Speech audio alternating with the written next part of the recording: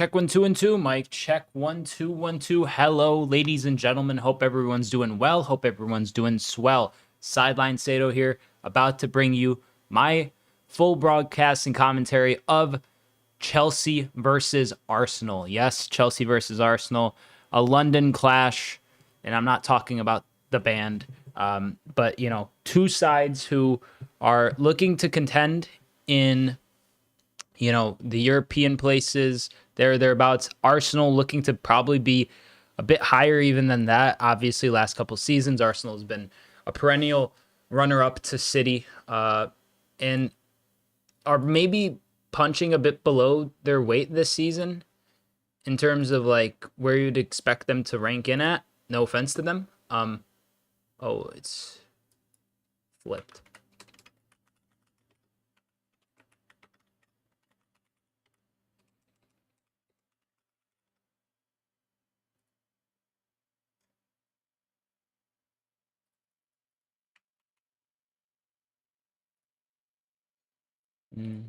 Kickoff is in 3 minutes. I'll read out the lineups real quick, and we'll be just about underway. Bear with me for a second while I finalize some stuff on my end. Let's see. So, for Chelsea, in a 4-2-3-1, it's Sanchez, Gusto, Fofana, Colwell, Cucurella, Lavia. Oh, the Liverpool Aston Villa lineup's still there. Dang, flabbit. Hold up, ladies and gentlemen. I got you.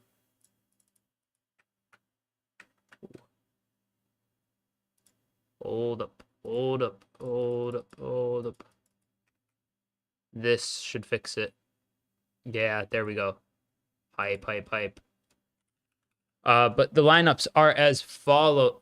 Oh no, Reece James was set to start, and now he's not there. That is unfortunate. I'm shocked, quite frankly. What number is Gusto? Okay, so officially, the lineups should be fine. Lineups for Chelsea are as follows in a 4-2-3-1.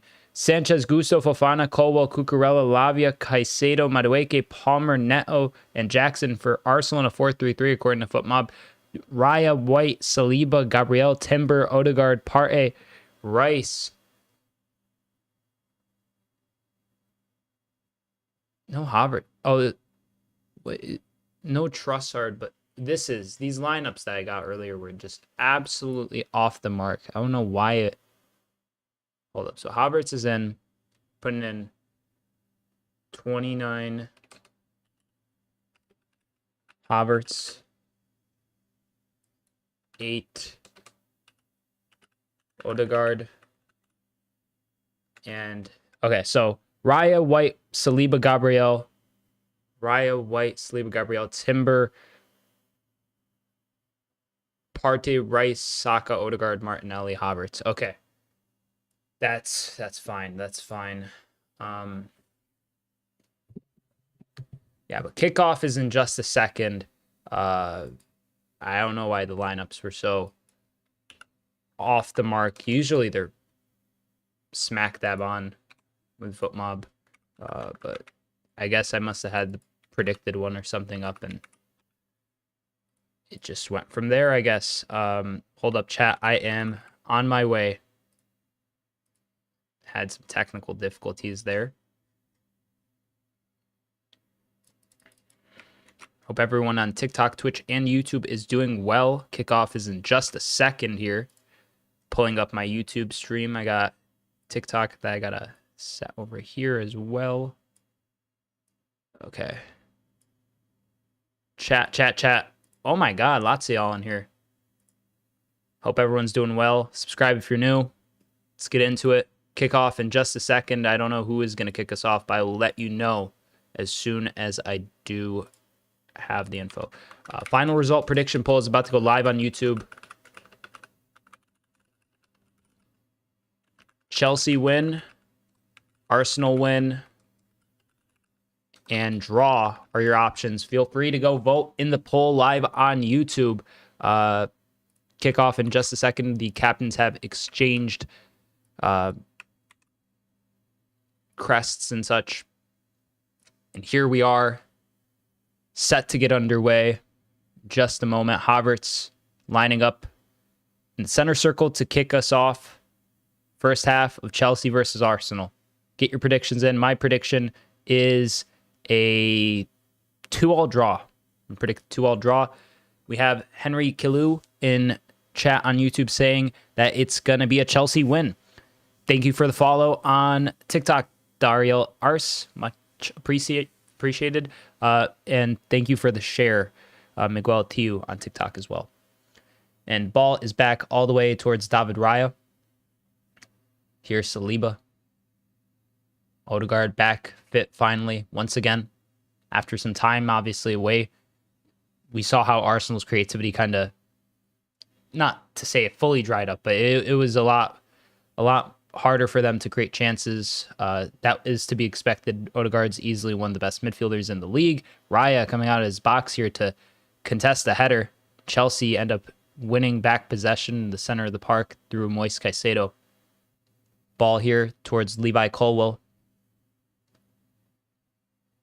Cole Palmer here. Plays the ball to Colwill again.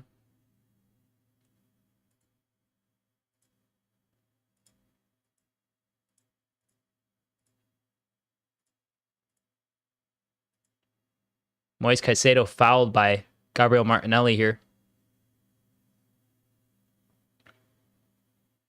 It's going to be a contentious battle. I mean, if Arsenal wins today, they could go as high as... Let's see. Well, I mean... Yeah, no, they're looking to leapfrog possibly Chelsea. Well, not possibly. Yeah, possibly Chelsea with a win. Arsenal if they get it. But at the same time, you know, you're just still far off of City. A win here keeps you 5 points. No, not 5 points. Gets you, let's see, 21. Yeah, 7 points off top, Liverpool. City, still 2 points off of them. It's going to be tough for Arsenal to really compete, I feel like, this season if they aren't able to get at least a draw here. Cole Palmer out of nowhere. Crazy shot. Nearly a huge chance from Cole Palmer. Well, it was a huge chance. It was out of nothing, though. Just takes it on his left, strikes it, and oh my God, David Raya, he did well to get his glove to it. But my oh my, what a strike. That could have been a huge goal there for Chelsea.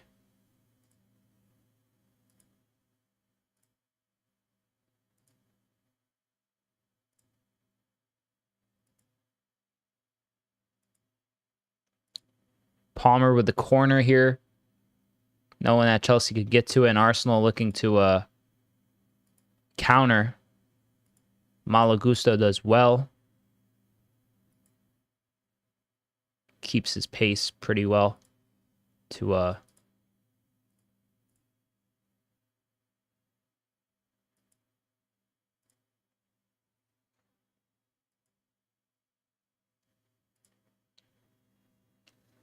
Lavia receives the ball. Looking for a pass.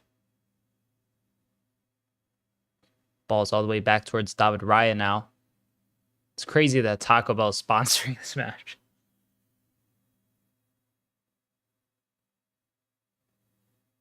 Levi Colwill on the ball looking. Find a passing option.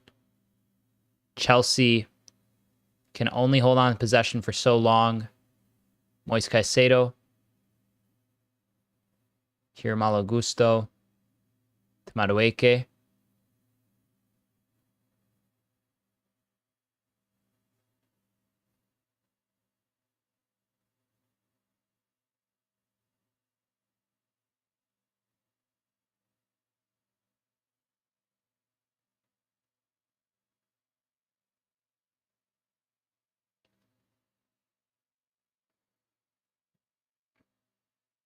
Cucurella plays it to Levi Colwill.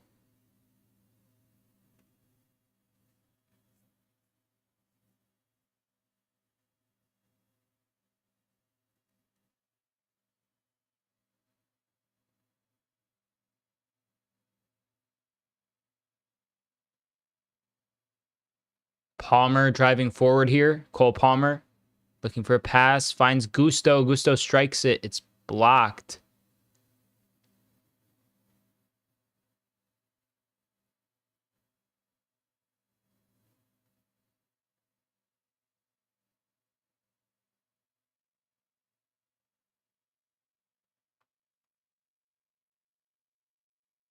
Pedro Neto here.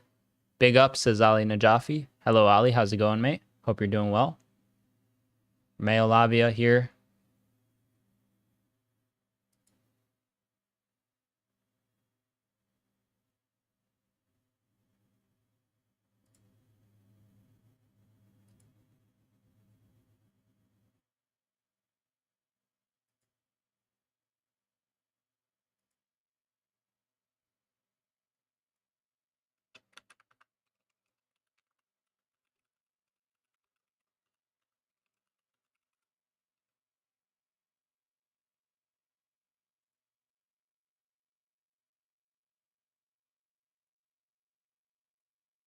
Here, Robert Sanchez has the ball.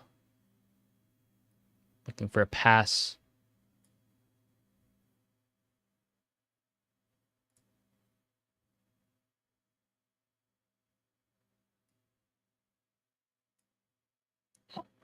Chelsea with possession, trying to carve out some meaningful opportunity here at home. Should Chelsea win, they'll be also, top 3 conversations, maybe not for a title, but considering where Chelsea was at the start of the season, I feel like a lot of people were counting them out. The Champions League spots, a win in, this fixture could mean them basically getting the edge on Arsenal, who, for what it's worth, oh my God, Palmer's got his hands open and he's just looking for the pass, but Sanchez does not find him. Did not even realize he was there, it seems like. Now Arsenal are countering after Chelsea lose possession. Gabriel's all the way up towards the left wing, and I'm not talking about Martinelli. I'm talking about Magalhaes. Gabriel Magalhaes does win a corner for Arsenal, though, kicking it off of a Chelsea defender. Now Arsenal are going to try to make do of what they can with arguably the, over the last year or so, the best set-piece taking side in the league. I missed the mustache, says Mr. The Zelda Dude. I missed it too. You get caught up in conversation with your barber. Next thing you know, it's gone. It's a shame. But on the bright side, we have a goal-scoring opportunity here for Arsenal.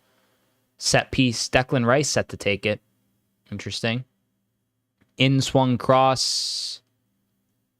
What was that? A foul? Was the foul given? I'm very confused as to what happened. Caicedo and Havertz. Wow, Caicedo really mad with Havertz, to be frank with you. It's not ideal for either player to basically have to have a talking to with Romeo Lavia is really upset with Havertz. Oh, mate. Some choice words being exchanged here. It's a solid bit of tension here in London and West London and Chelsea. It's Michael Oliver, the referee, talking to both Romeo Lavia and Kai Havertz.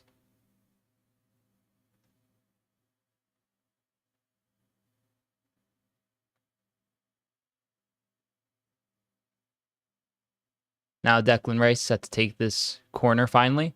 It's headed in. It's cleared up. Chelsea trying to clear it. They can't quite. Game over. Header away. Kai Havertz. It's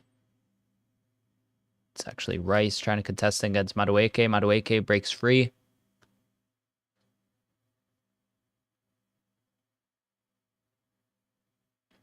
Chelsea just trying to get outside of their own defensive half. Arsenal doing well to keep them pushed back for the most part and compact. As of right now, though, Cucurella finds Levi Colwell. Colwell looking for a passing option. Finds Robert Sanchez.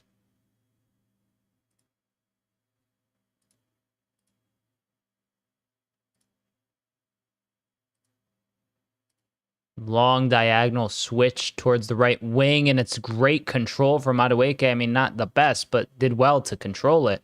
Shot is blocked, and it's going to go out for a Chelsea corner. Really good technique there from Madueke, honestly. It came in like out of nowhere, to be frank. So, yeah, should be a interesting sight to see how Chelsea can respond with this corner. Can they get a meaningful chance towards target, or is Arsenal going to be able to defend this well? Palmer with the delivery, and it's just comfortably caught by David Raya. Raya hooves it out, and is it a foul on the goalie there? I don't know. It's chipped up, and the ref's going to say some kind of foul, yeah. Colwell holding his hamstring, limping away from that collision with Raya. I mean, mate, you just got in his way as he took the kick. Or I don't get what Colwell was anticipating there. He was gonna get chopped through one way or another.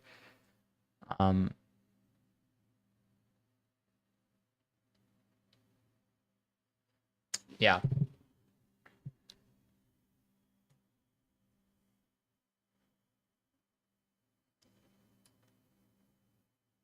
Here, Arsenal trying to build up down the left. Good pass forward. Timber and Fofana just kind of collide. 74% possession to Chelsea so far compared to Arsenal's 26%. Kind of an unfamiliar sight, to be real with you. Arsenal is a side that is, especially under Arteta, I mean, 72% pass accuracy for Arsenal. Chelsea's 88%. That's another huge glaring discrepancy from the norm. We're known to see Arsenal be the side that's dominating both in terms of possession and both in terms of, pass accuracy. No penalty there. I don't know what Havertz is complaining about. He's going to be insufferable this whole match because he used to play for Chelsea, isn't he? He's just going to kind of want to be at the center of everything. Kai Havertz, I imagine. Poll has not really a majority, but a little split. It's close. 42% Chelsea win, 46% Arsenal win, and 12% draw on the final result prediction poll over on YouTube.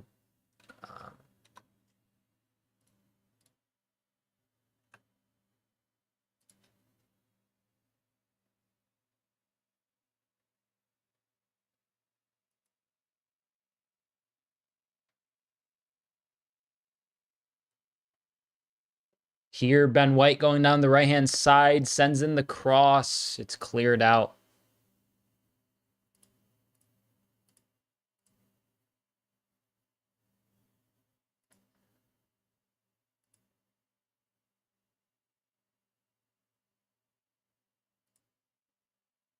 Here, Kai Havertz receives the ball, plays it to Bukayo Saka.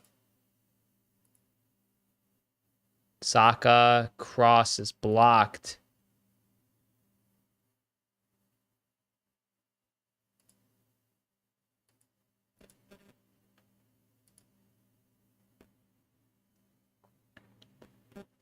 Ben White plays the pass forward, and it gets blocked eventually. Here, Saliba to Gabriel to Declan Rice to now Martinelli, who's taking on Malo Gusto. Oh, a little chop there by Malo Gusto towards the Brazilian.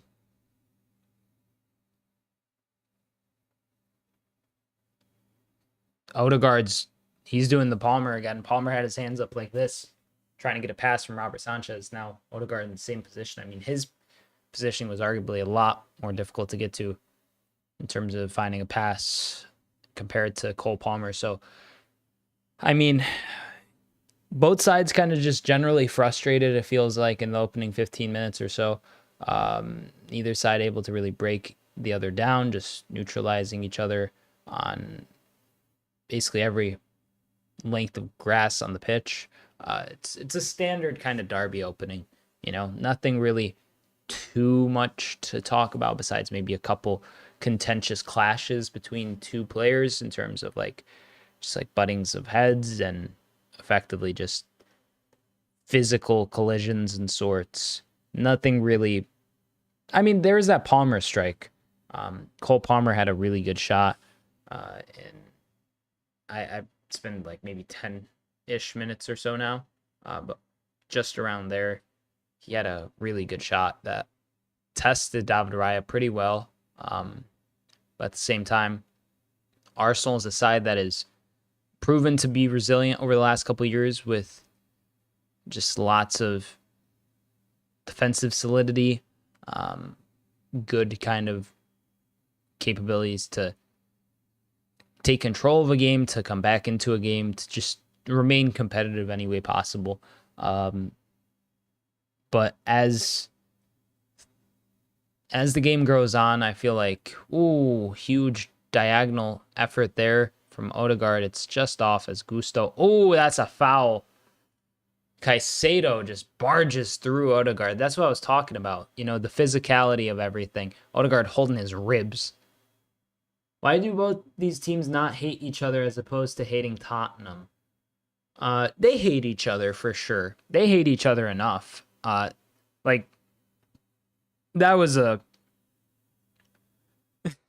was not a nice challenge there by Caicedo. That's not a challenge you make on someone you're just playing against in some kind of how do you say,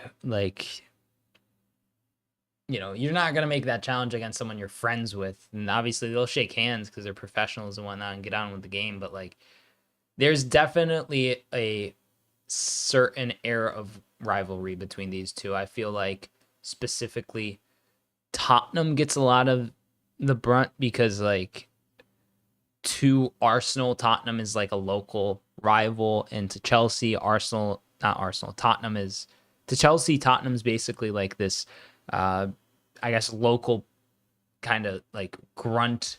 I'd imagine they see Tottenham as. So it's Tottenham's always kind of been that punching bag. So I feel like it kind of comes out more towards Tottenham because Tottenham will hate probably both Chelsea and Arsenal, but I feel like a lot of it comes to the fact that Arsenal and Chelsea kind of will flaunt probably successes towards Tottenham fans. So it's I feel like it's a slightly different kind of hatred that you have when it's a local club that has achieved less than you. That you see the Merseyside derby, for example, and that's a perfect microcosm of all that, where you got a side in Liverpool who historically is more successful by leaps and bounds. Everton, sure, there's weird ways they'll try to figure out and quantify the stats, but they're ultimately weaker. It's a similar vibe at Tottenham, I guess. So I think Arsenal, even though Arsenal has never won a Champions League, Arsenal's won the Premier League in impressive fashion. They've had quality sides throughout decades. The cross in from Chelsea towards Madueke, header just wide. But I feel Arsenal and Chelsea probably view themselves as slightly more prestigious than Tottenham. So Tottenham just ends up getting a lot more BS from both sets of fans, I would imagine. That's my take on that, Ali. It's on the fly. But yeah, good kind of period of play here from Chelsea. Not doing too bad in terms of,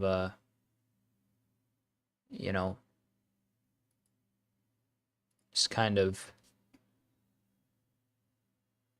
keeping Arsenal honest. And David Raya, he manages to get a really good ball out there. He was under pressure from two different directions there. Chelsea win the ball. Romeo Lavia towards Palmer. Cole Palmer on the left-hand side sends in a cross. It's not the best to go straight into the gloves of David Raya. But yeah, I just feel like, oh, good tackle there by Cucurella. Nicholas Jackson to Palmer. Oi, Palmer trying to control the ball. He can't. Cucurella pressing up really high, trying to force something here. They end up forcing Rivalry to have to boot the ball back. Saka already. This is very N10, and Saka has just been chopped down by Levi Colwell, and Colwell's done the again. He does that every time he makes a stupid foul. Are you crazy, mate? Let's look at this. Bro. You collapsed on one leg. Dude, there is no way in hell he thinks that's an actual clean challenge. He's got to be just doing it for the memes and for show. Because, like, there's no way that you just get none of the ball chopped directly through his legs and are like, yeah, that's... Like, what, mate? Like, what are you doing? It's insane. He's done it, like, 3 times this season where he's made an absolutely comically, like obvious foul, and like he just gets so shocked. He's like the Scream. Tottenham is Arsenal, Everton here. Feels like Chelsea doesn't have a real traditional rival. Chelsea doesn't have like a real local rival. Yeah, Tottenham would be Arsenal's Everton. Yeah, I would. That's a good way of putting it. A foul here or offside, and Caicedo's writhing in pain, some kind of collision here. But yeah, Chelsea's like most immediate local rival is like Fulham, if I'm not mistaken.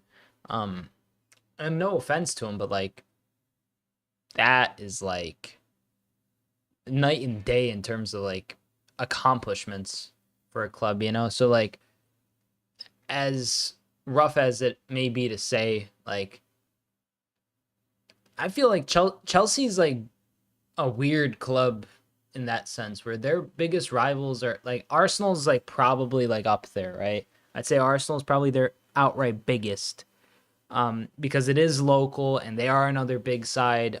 Sure, Chelsea's won the Champions League, Arsenal hasn't, but Arsenal's had like, they've gotten to Champions League finals. They've had sides that have been like historically great in the Premier League around the same time, or right before, I guess, Chelsea were kind of kicking off. There's obviously the history between the two clubs. I feel like that's a big thing that plays a part in their rivalry. The fact that so many players have gone from Arsenal to Chelsea, or from Chelsea to Arsenal. It's you know, I mean, I could list like countless players. It's actually insane. Like, and it's a sprawling list. You could go from Cesc Fabregas to David Luiz to Petr Cech to Olivier Giroud to Havertz now, Sterling. Like it's continual. Like I think it might be the biggest, like, kind of the most common switch in transfer, or kind of pathway. Like if you're an Arsenal player, there's a chance you end up being a Chelsea player, and vice versa, like at some point in your career. And that was a huge chance there for Malo Gusto. His header just off, goes to ground. Oh, it looks like it was a collision too there, unfortunately, between Gusto and Martinelli.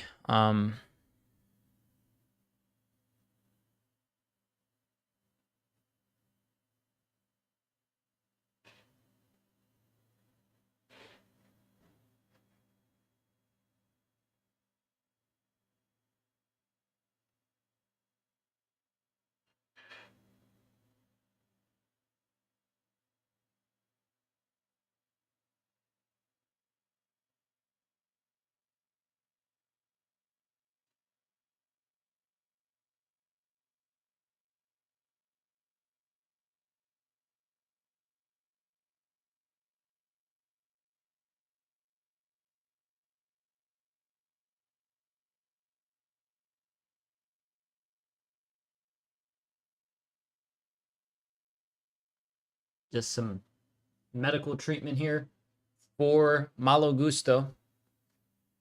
It's going to be not like... I mean, Reece James was set to start. At least it was showing him in the starting lineup when I was typing in my initial lineup that I came to find out. Oh my, I'm so happy that Ipswich Town officially got that win, though. That, like... It's the first win of the season for them just outside the relegation zone. Oh my God, Palace. What the hell? Palace is in the relegation zone? That's not good. I mean, it might be good for like if like you think your team has had an interest in Eberechi Eze because he might go for a cut fee, then play has resumed. Saka on the right wing plays it towards Ben White and it's back towards Bukayo Saka. Bukayo Saka sends in a right-footed cross. It's headed away. But Urian Timber gets the ball back and he sends in a cross himself out for a goal kick.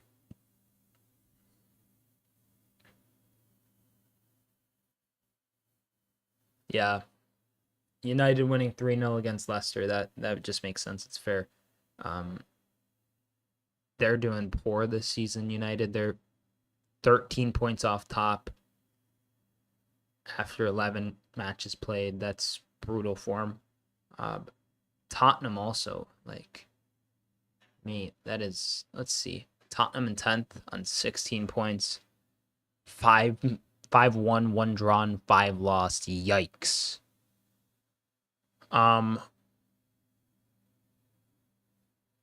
Here, a long ball forward.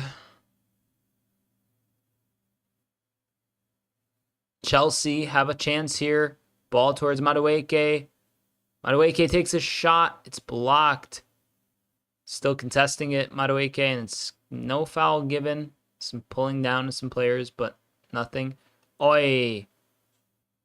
He's gonna say, yeah, pausing the play for head injury or fear of a head injury on Timber. That ball just kind of flicked up towards his head. I don't think it would have concussed him outright, but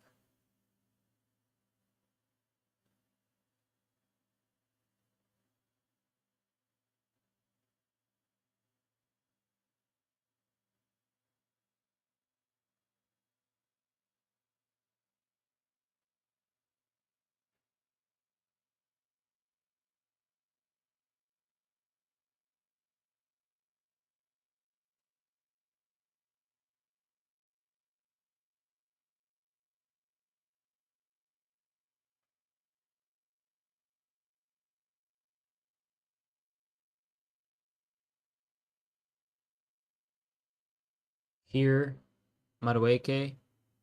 You recommend Man U's new manager gonna solve their problems? It's tough to say. Ruben Amorim's a good coach. I learned a lot about Ruben Amorim like last year. Well, within the last year, I should say. Because Chelsea here with a chance. It's out, I think, for a goal kick. But he was linked to the Liverpool job, Ruben Amorim. The whole thing happened with West Ham where he met up with West Ham. He was going to agree and it was like a tool to pressure us. And then we pulled out, us being Liverpool. I'm a Liverpool fan. If you didn't know, obviously you know Ali, but just so other people on TikTok and wherever. So he was linked to Liverpool, Ruben Amorim. Big up, says Shea Arsenal. Big up, mate. Hope you're doing well. But he was linked to a move to Liverpool. It starts kind of going cold, in terms of not as much news starts coming out. Then out of nowhere, he gets this, he gets pictured. He's going to London to have a meeting with West Ham. That day, we pull the plug on that entirely. He was, I guess, in our thoughts as a potential candidate for replacement of Klopp. We pulled the plug on it because Liverpool just didn't like it. Richard Hughes and Michael Edwards just weren't with it. So they pulled the plug on the whole Amorim thing at Liverpool. In the meantime, up until that had happened, I was, following closely, and his time at Sporting is marked with, 2 wins of a Premier League title, some great Champions League showings. I mean, that 4-1 midweek against City, everyone's going to remember that. That's like his sending off, at least to all of Europe. That's what Europe will remember him for. And obviously now that he's at the helm of United, he'll kind of gain a new notoriety and reputation. But I followed a lot of what Amorim does, how he likes to play, the philosophy behind how he plays.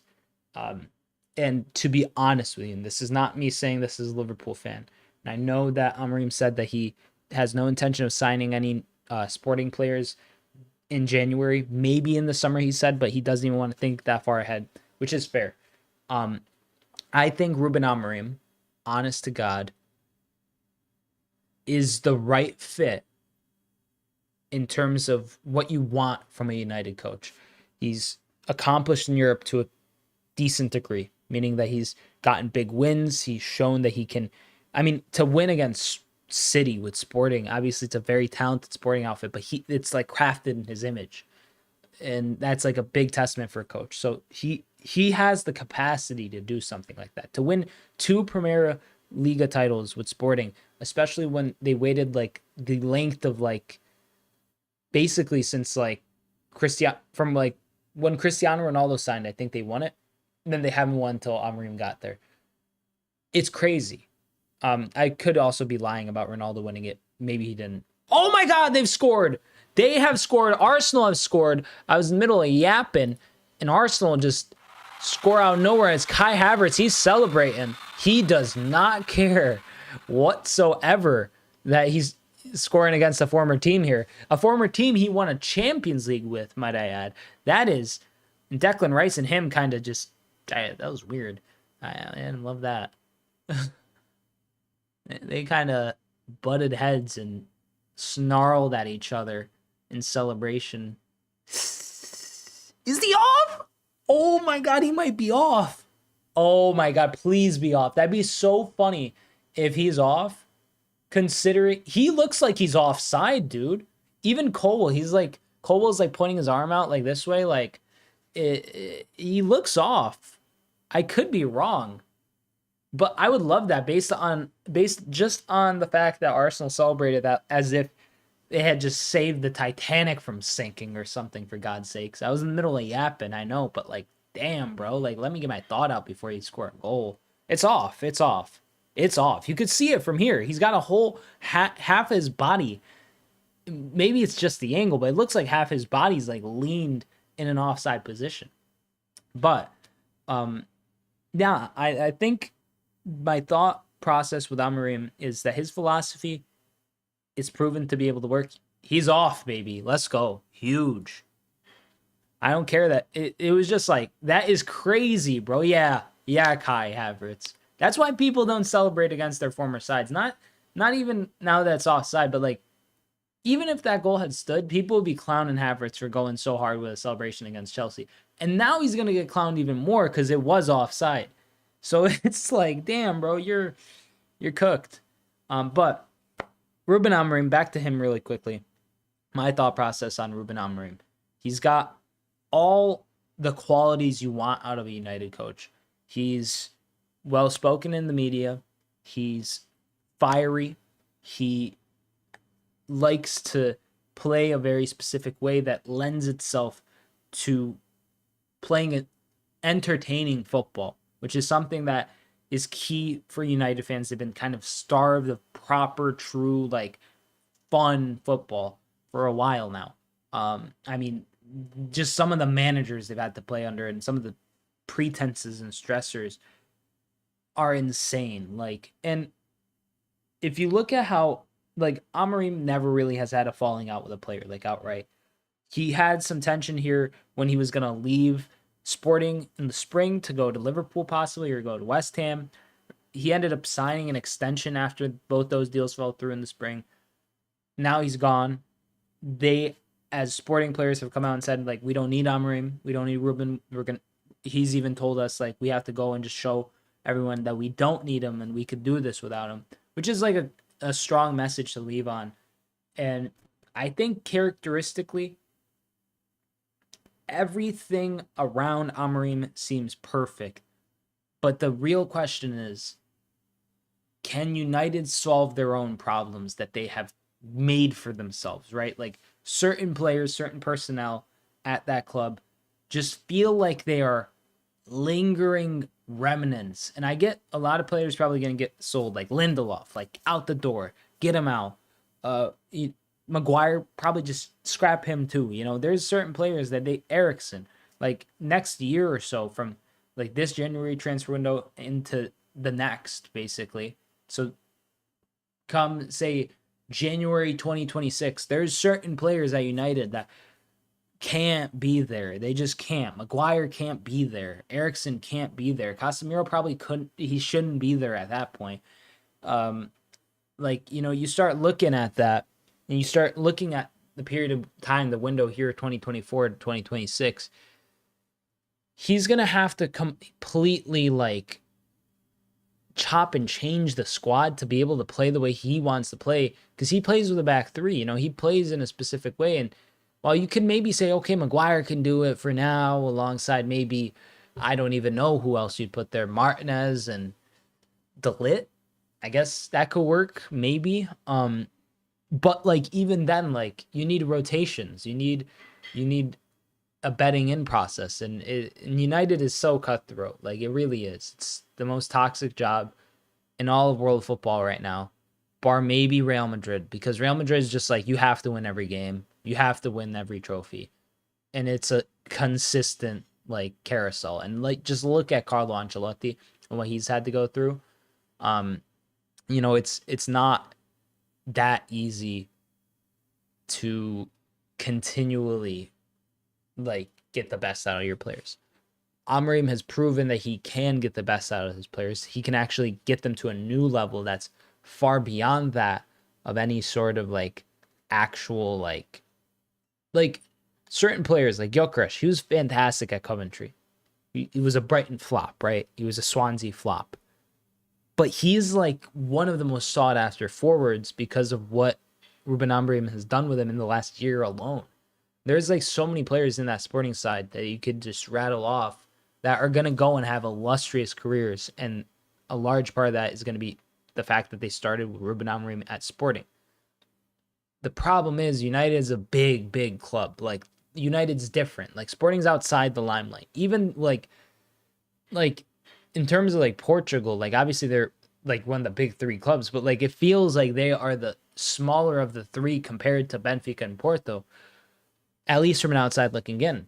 So even then, like it's a very dim kind of spotlight to be in. And I think he has the personality to like, you know, put up with what the United job entails and what kind of stress that'll bring. But he's like, oh my God, Ben White and Pedro Neto just kind of arguing here. Little, I don't even know. Just a little collision between the two of them. But, you know, I think that it's an issue when you got, you know, some great players there. Bruno Fernandes, for example, De Ligt, Lisandro Martinez. I think they're all quality players. But you also have Rashford, you have, you know, Antony, you have Højlund. No offense to those three, but they're players that United have spent such an exorbitant amount on. Now, unless Amorim could come in, I think like Rashford's probably safe unless they look to just move him up. Like I don't even know. I think Rashford's got to go. Honestly, I've been saying this for a while. I know I'm a Liverpool fan, so it always comes across as like, I hate this guy, whatever. Like, I want him out because he's a United player. He's bad for the club, dude. Like, there's so many forwards. Oof. Wicked effort from Palmer on the left. Not the left wing, but from the free kick spot. But on the left wing, in world football right now, there is a bounty of world-class footballers. And you look at the timeline of where United's at, and no offense to Rashford, he's how old is he even now? He's getting older each year. Rashford is 27. He just turned 27, right? So come the start of Amorim's full first season at United, like, so obviously this isn't going to be a full season, but next year, by the time they're like a month, two into it, Rashford's 28. And that's like your prime, I guess. But like,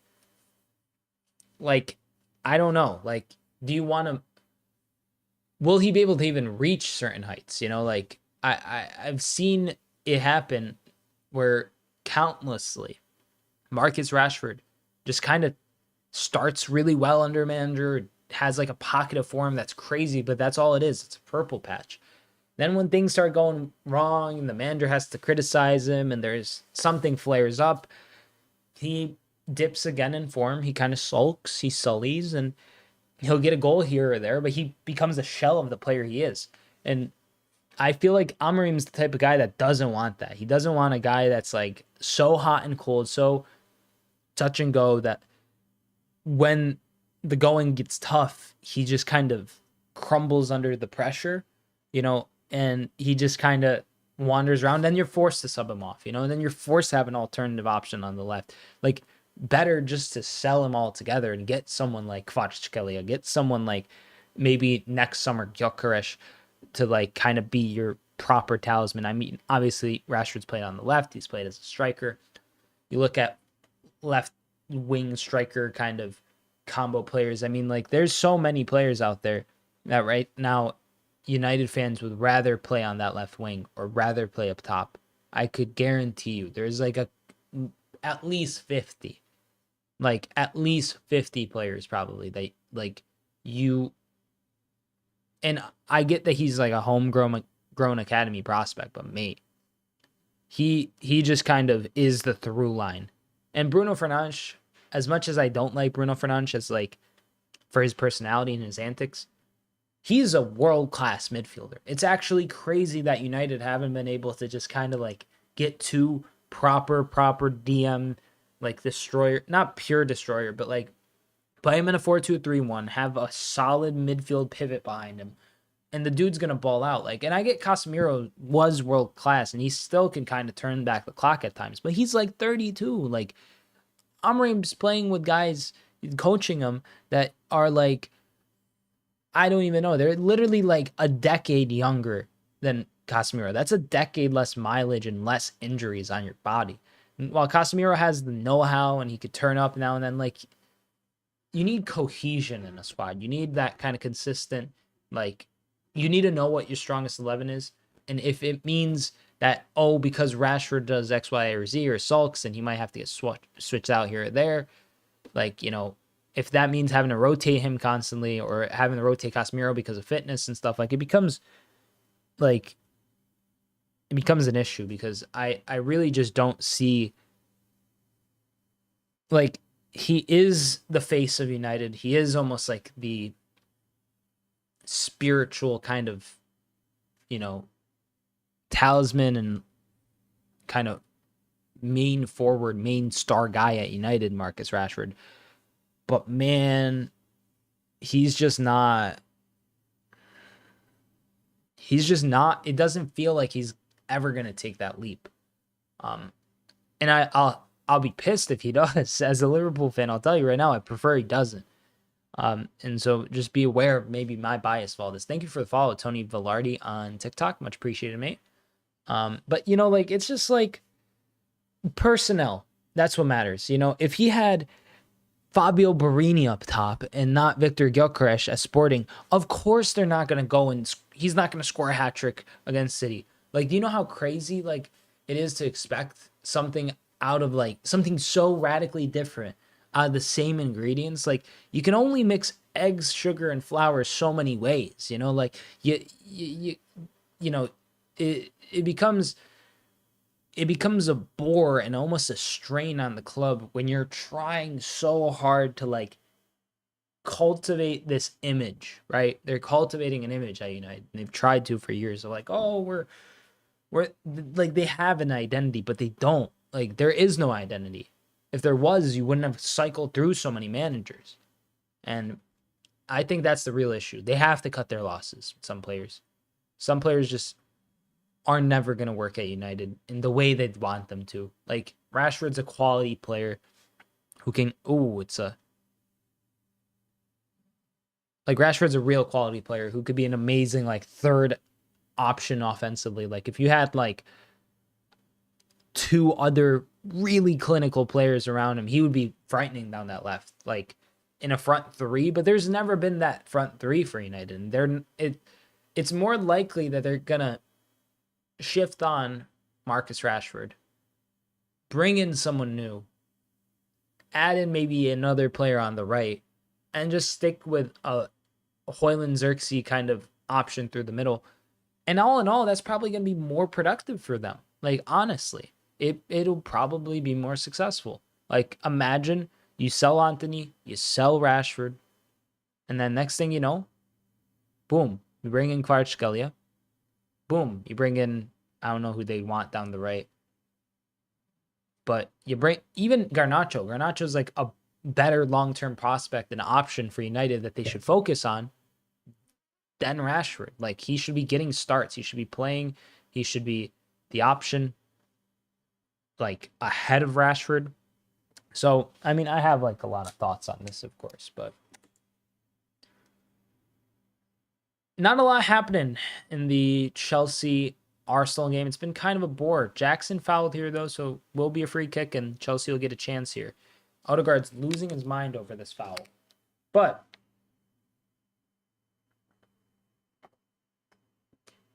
just because I say all this about Marcus Rashford does not mean he has to go out and get sold in the January transfer window or even in the summer. I'd give him a bit of a leeway to like try to adopt and like turn him into the player, because I think Amorim has the capacity to do so. But does Marcus Rashford have the willingness to take that step to go from a good player who, honest to God, probably would be like I don't even know what his level is. Like, he's like a Europa League level. Like, Europa League is amazing for him in terms of like where you would like kind of like place him at, you know? Oh, like a consistent, like, thank you for the follow on TikTok, Frankie. Much appreciated. But he's a very like him at Newcastle would be insane.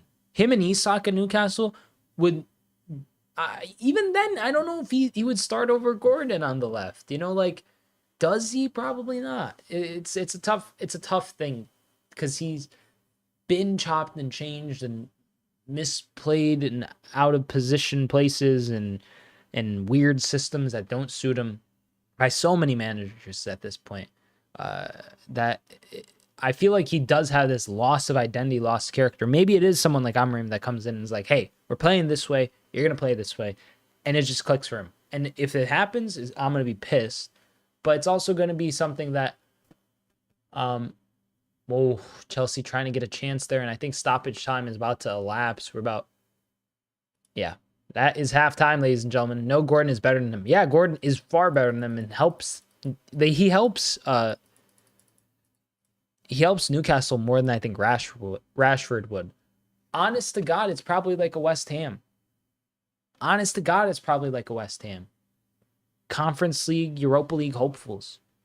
Like, it's messed up to say because he's someone who, when Marcus Rashford was first like coming through at United, you're like, oh my God, this guy's gonna be this like Rooney-esque figure. You know, he's gonna be like Rooney or Giggs or Beckham, but he is like barely. He's not even Park Ji-sung, bro. Like, get out of here. Like, you know, it's a weird state for him to be in, and it's got to be an insurmountable amount of pressure like that. Without, like, he gets more pressure without a doubt than probably like he probably gets more pressure than most City and Liverpool players have felt in the last decade. Not to say that those players haven't been in higher pressure situations overall, but at least in those situations, they're really, you know, there as a team.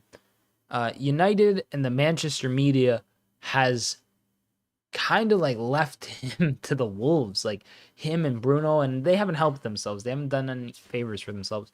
But when you're cycling through managers like that, when you got such a toxic environment around the club, That's so much added pressure on each moment, each game, each miss, each day without a goal, each day without a contribution to a goal. And it's got to be a far, far more psychologically traumatic experience to be that kind of player than to be even like you're looking at like I'm trying to imagine, like, you look at City throughout the years, or Liverpool throughout the years during like Mane, Firmino, Salah. Those are three players immediately. Sterling, they had Sterling, Sane, Aguero. Like, once you can bear the burden across like more places and more like able, competent places, it's fine. But United's been so kind of restitute and so kind of just drawn of any inspiration, like completely blank and gray, I guess, in terms of like their vision, that he's just been kind of left to the wolves and to bear the storm. Like, it's just been cloudy days at United since Fergie left, really. And they brought in Bruno Fernandes, who's quality, right? Bruno is fantastic in terms of what he can contribute to United and just the overall player he is. Beyond that, there's not really like a forward option. Like, Martial was there, I guess. Who did they even have on the right before Anthony came in? I guess Garnacho was coming through at points, Diallo, but these are like, you're just, if you just have academy prospects, you're only going to get so far. Like, it's not like it's a model that's really worked. Like, it worked back in the day with Fergie, but you had a consistent variable there. It was Sir Alex, he was an enigma. He was literally like the most like feared, loved, lauded after, and reviled coach in all of England. He was the most polarizing and important figure in Premier League and probably English football, modern English football history. It's hard to follow that up, but if you're trying so hard to have this kind of connection to that era and to do so by just continually like cycling through youth academy prospects, which, don't get me wrong, I think having a strong youth setup is critical. But if it's the only thing you rely on,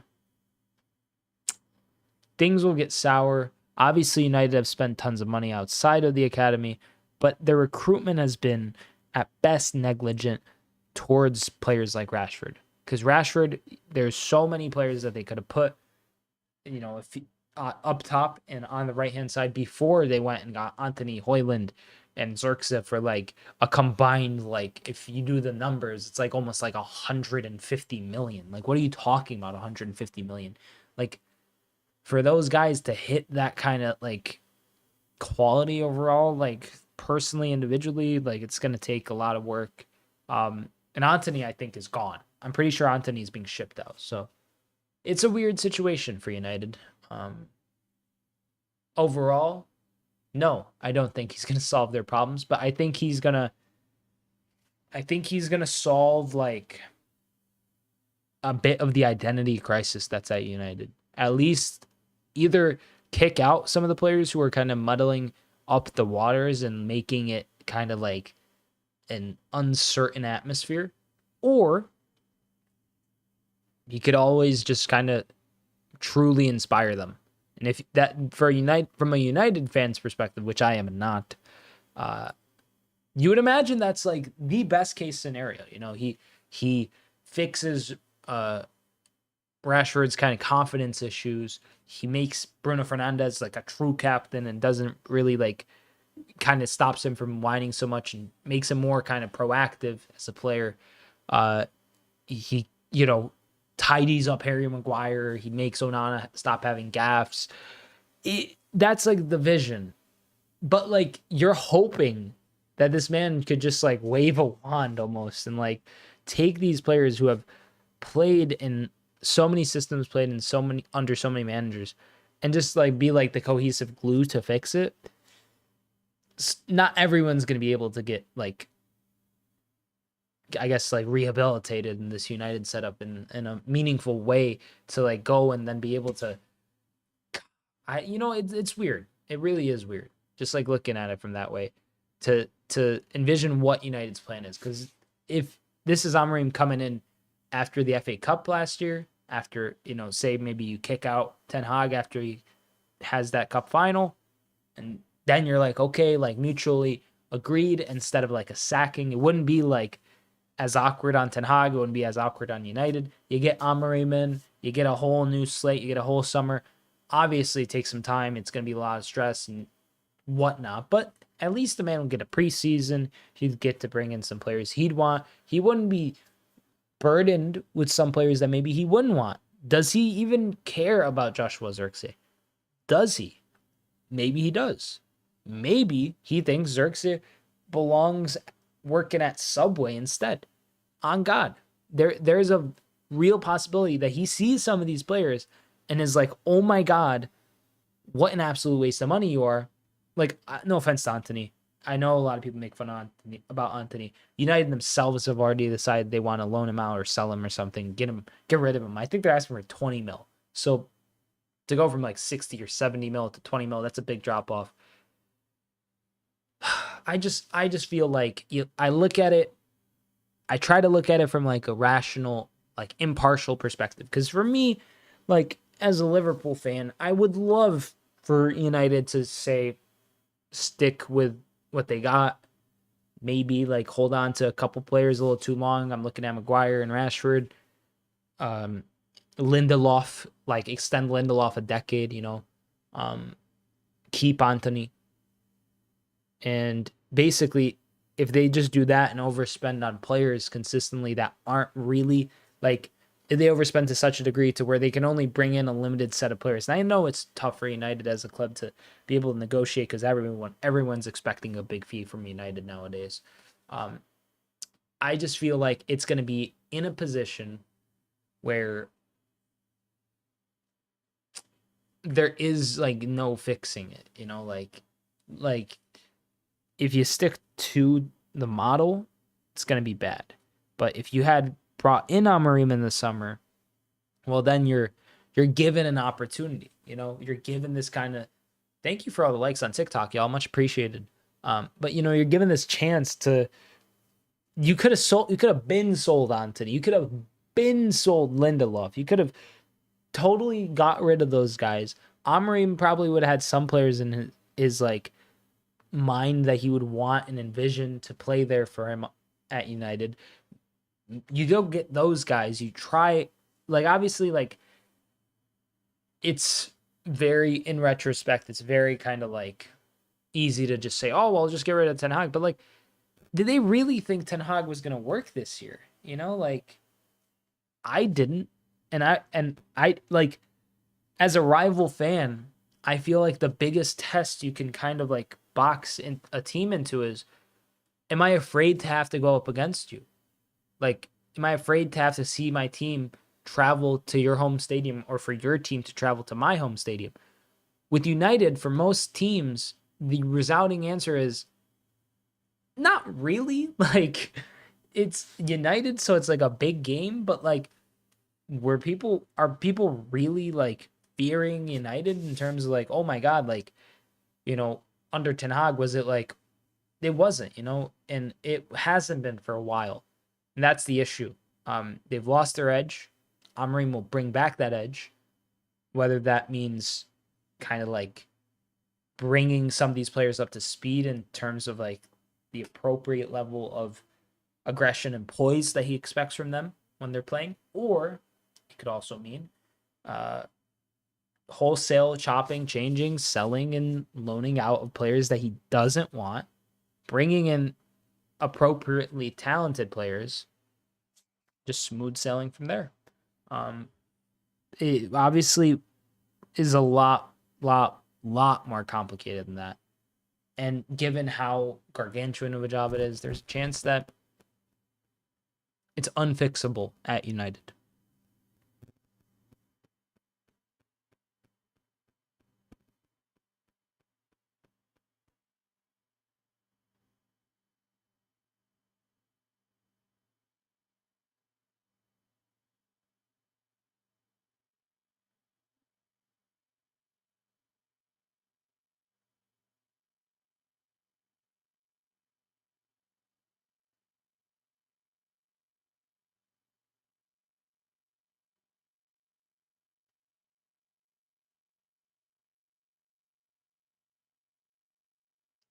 go use the restroom real quick, ladies and gentlemen. Feel free to subscribe, like, and share the stream if you're new to the channel.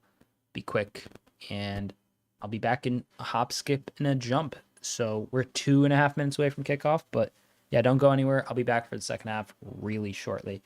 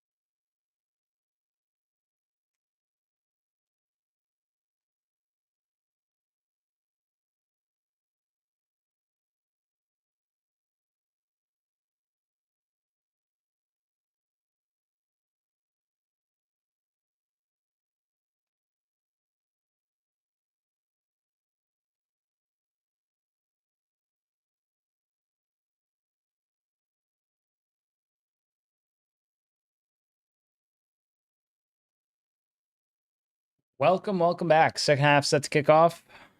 Arsenal and Chelsea. There's my water ball. Arsenal and Chelsea. Chelsea and Arsenal. Chelsea versus Arsenal at Stamford Bridge. 0-0 at the half.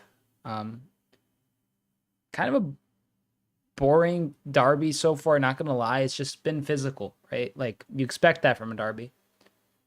There's been some moments. Palmer had a strike early in the first half that tested David Raya. Besides that, nothing really to write home about. Arsenal and Chelsea, should the result hold at a draw, would sit 19th. Well, would sit in third and fourth with 19 points, I should say. Plus 8 goal difference for Chelsea would keep them 2 goals ahead of Arsenal on goal difference. And Nottingham Forest is behind both of them on plus 5 goal difference with the same amount of points, that being 19 points in total.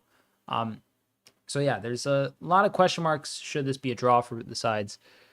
But ultimately, I think someone will be the victor. We're set to kick off. Chelsea set to kick us off here at Stamford Bridge. They are at home.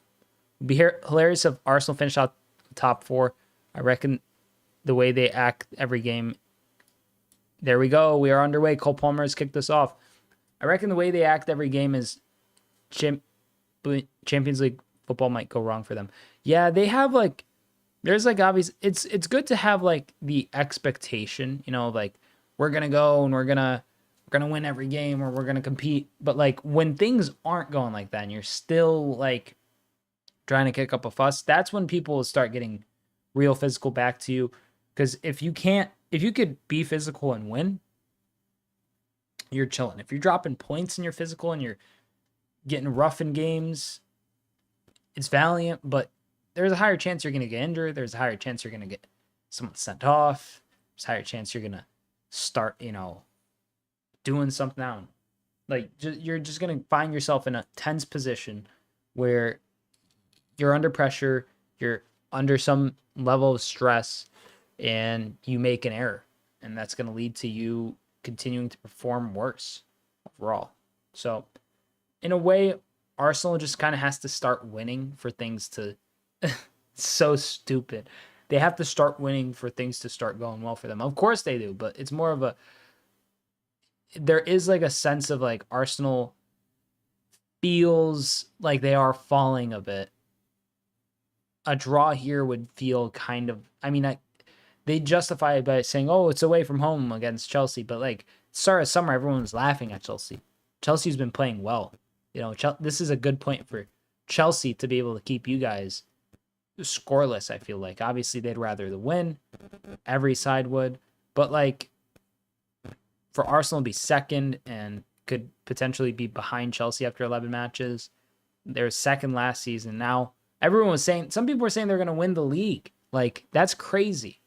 No offense to Arsenal, but like, let's be real. Going to win the league with Ben White at right back. Like, for real. 4 center backs at the back line. Like, maybe eventually, but this season definitely isn't it.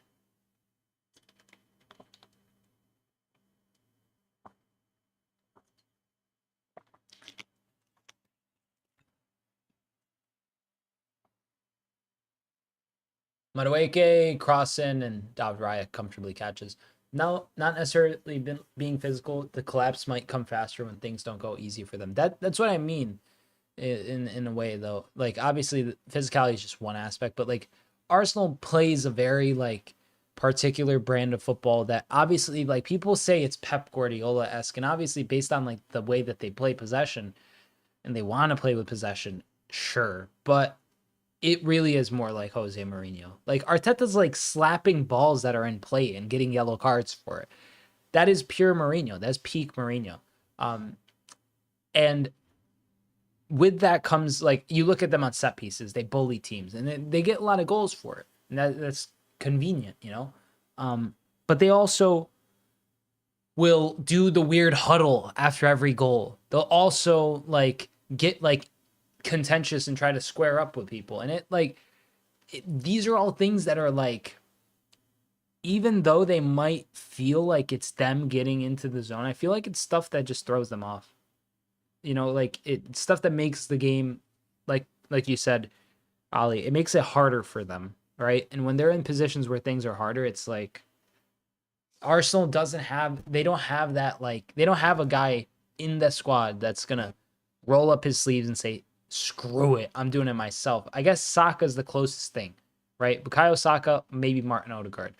The thing is, when those guys are getting no rotation, they're playing until they're injured, and then they're resting until they're fit to play again immediately or as quick as they can. And at the same time, you're just playing this like they want to play with possession, right? They want to play with the ball. But today, I feel like the stats are probably going to be more Chelsea possession. They might have grown in terms of, yeah, it's about 50-50. So it's 50-50 right now, not too bad. But even though it's 50-50, they're losing the shots battle. Neither side is really shooting particularly accurate at the moment. And I don't know. It's just like this. I really don't like the way that Arteta plays his back line. I really don't. I hate the 4 center backs. Like, it's so dumb to me. Like, I get like a center back or a guy could play both positions. I get wanting to have like a fullback who can, you know, tuck in as like a replacement center back if need be. But like with the Ben Whites and the Calafioris and the Timbers, and even when Pep does it with Guardiola, and Guardiola's like maybe the best example is one of those working where he's scoring like a ton of goals, he's contributing offensively, he's playing well defensively.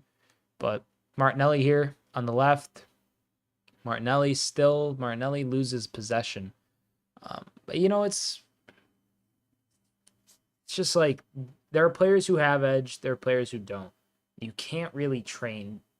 Like, you can toughen a player up, you can make him more kind of resilient, but can you make him a clinical goal scorer? Obviously, some guys like it just takes like a manager and something to unlock them. But like I look at Arsenal and I see a bunch of really technically crafty, very kind of easy on the eye, pleasant footballers, but they're not like killers. You know, they're not.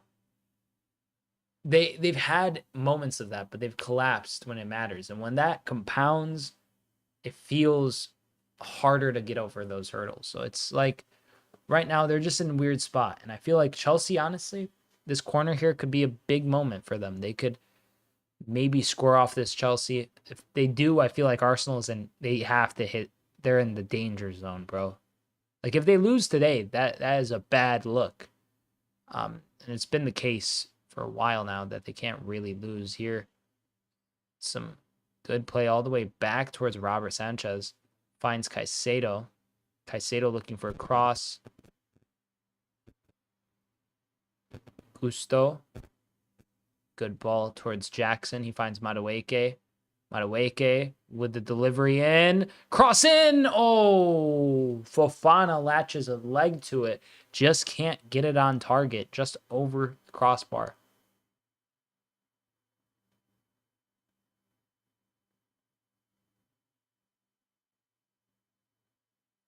What an opportunity there.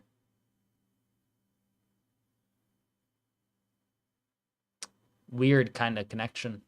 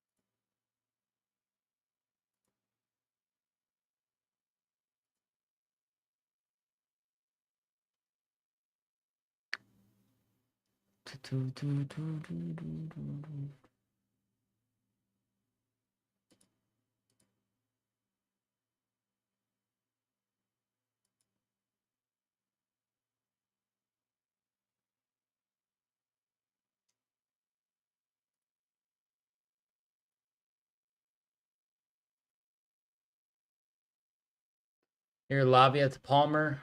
Palmer out wide. Looking for a cross here, Pedro Neto, and he doesn't find anybody. Caicedo to Gusto.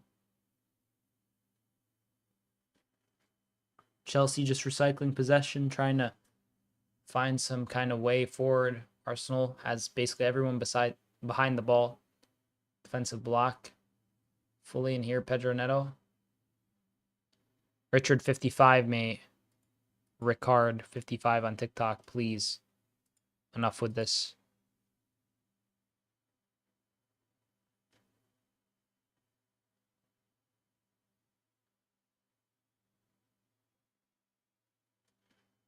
Oi. Cross comes to nothing.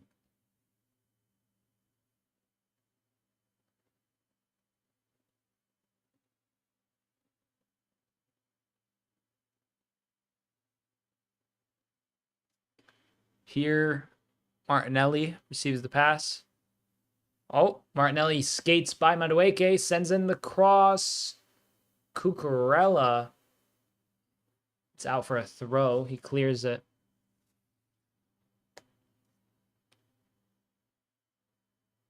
What is Cucurella told Michael Oliver something, and now they're discussing something else. I don't know. I don't know what's going on here.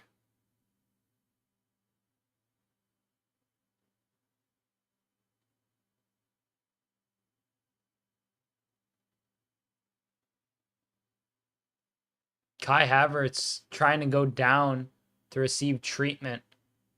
Oh my God! He's bleeding. I couldn't tell what was going on.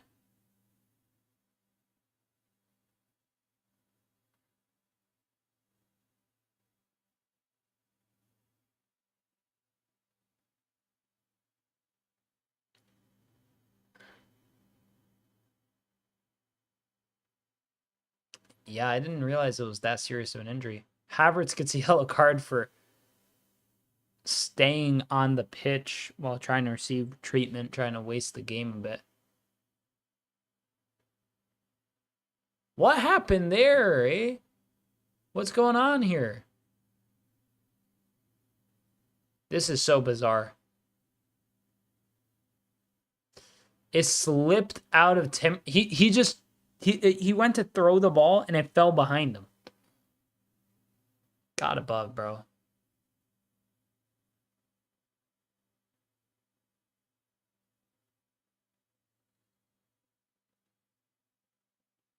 Gabriel plays his pass to Partey.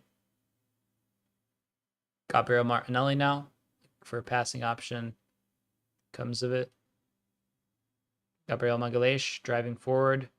Timber. Still Timber. He gets pushed.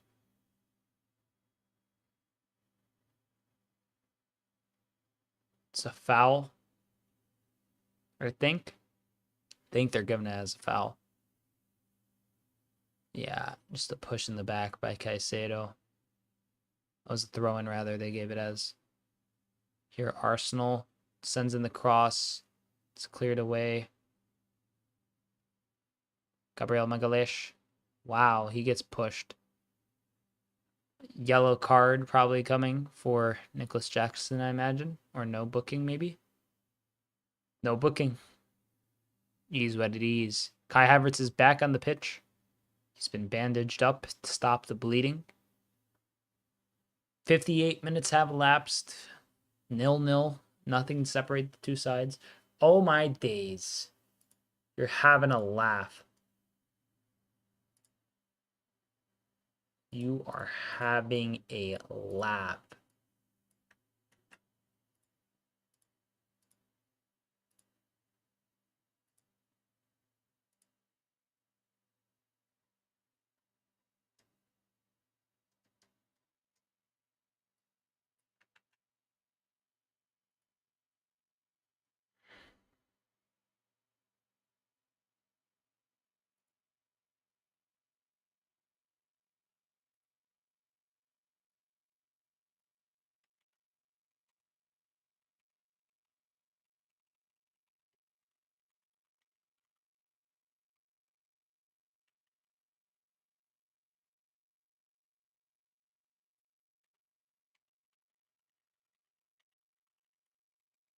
Here, Arsenal attacking down the right wing. Trying to just...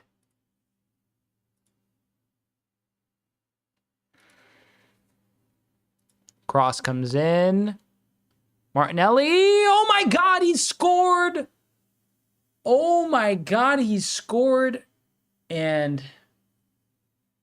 Robert Sanchez, hang your head in shame. That is a terrible piece of goalkeeping. To get beat at the near post like that, got above. Wow, mate. Oh, it's the huddle. It's the huddle. They're doing the huddle again. Arsenal's huddling. Martinelli's celebrating. I mean, deservedly so. Scored the goal. But the huddle is so... It's beyond cringe. Okay. He's celebration maxing now. He's onside, I'm pretty sure. Here, Odegaard frees up. Ball out wide. Oh, wow. Akers on. Colwell just playing every Arsenal player on. Yikes, Robert Sanchez. He was a dead man standing as soon as Martinelli received that pass. Like right here, boop, one. He's already kind of just tippy-tapped his way into a stagnant position. I mean, dude, how do you get a hand to that and not... Bro, you get paid how much, Robert Sanchez? How much does this dude paid a week? I want to know. That's his whole job. His whole job is to stop that from happening.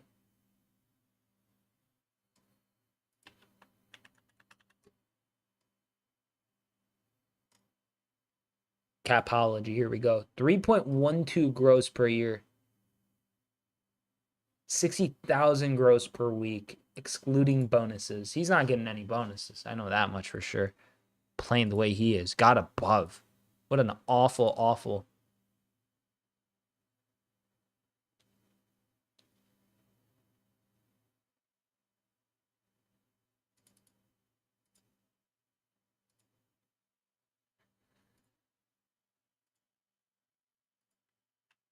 This would mean Chelsea would be 6th place on 18 points, while Arsenal would be 3rd place on 21.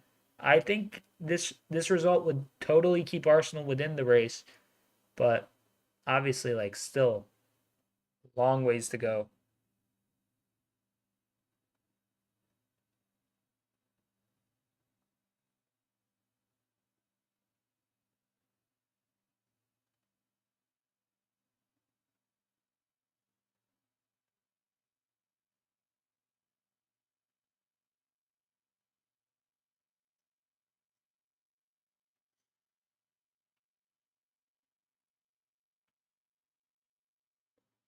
Terrible goalkeeping from Sanchez.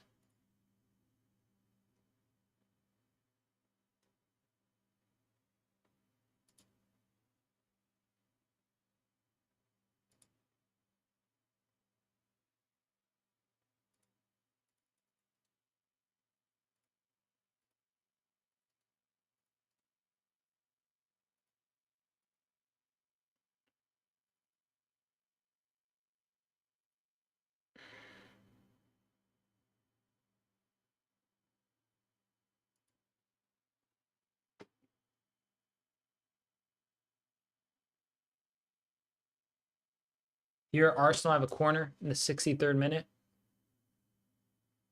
They're set to take it, and what could be a huge opportunity to just bury this game, really. I mean, Chelsea, dude, Rickard55 on TikTok. Please, for the love of God, stop spamming your message, bro. How do I ban you? I will ban you. Rickard55. Where you at, fam? I'm on your head.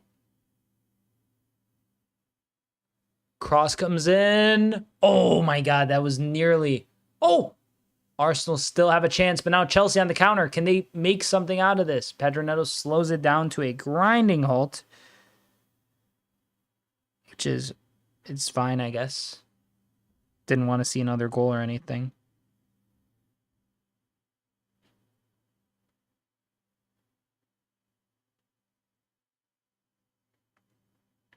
Need to find this dude. Ricard 555, mate. Where you at, fam?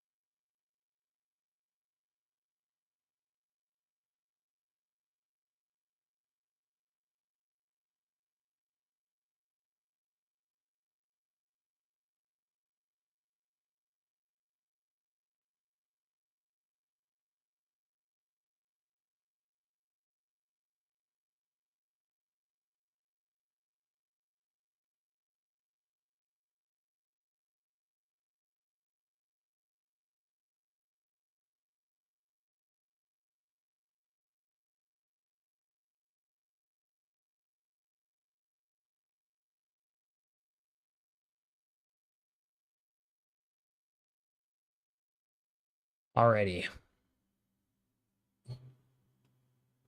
Timber had a chance there for Arsenal to double their lead.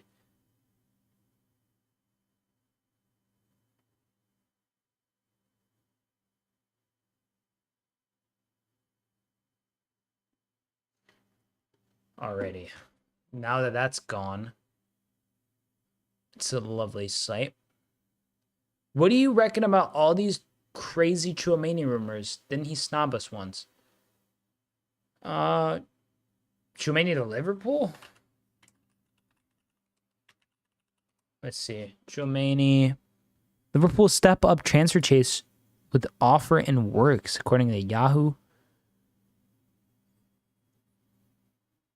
Honest to God, mate.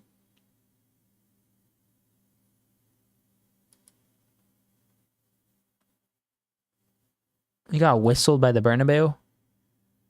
I would love that.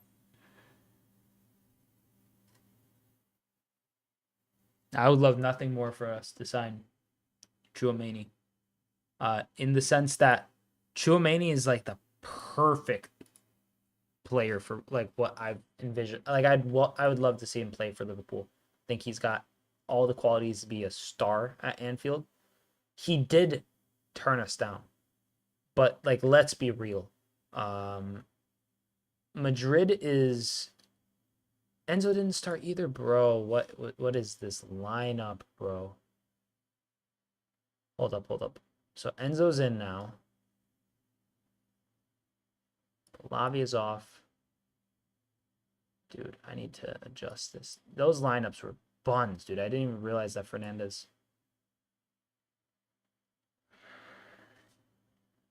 We'll have to do Lavia for Modric. Got above.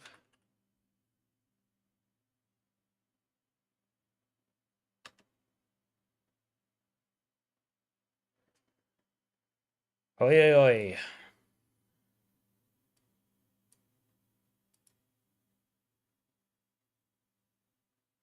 Let's see. Let's see if there's any twists in the tale.